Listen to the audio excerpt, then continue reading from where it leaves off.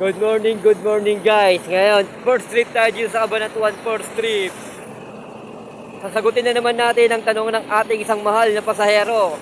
Ang kanyang katanungan is, mas matulin ba ang EasyTex kaysa Cabanatuan via Bulacan? Yan po yung kanyang katanungan. Mas matulin ba daw yung EasyTex kaysa Bulacan? Sa Bulacan daw po kasi inabot siya ng almost 5 hours. Yan, sasagutin po natin kung ano bang mas matulin, yung via Bulacan or via EasyTex. Ang sagot po namin dyan is, mas matulin po yung via EasyTex. Mas matulin po yung via EasyTex pag umaga. Pero pag gabi ka po magluluwas, gabi o kaya madaling araw, mas recommended ko po ang via Bulacan. Mas mabilis po ang Bulacan pag madaling araw kaysa EasyTex. Kasi ang EasyTex po kasi is fixed 4 hours po ang biyahe dyan. 4 na oras, fixed na 4 hours. Pero ang Bulacan, pag walang traffic, is kaya po ng 2.5 hanggang 3 oras.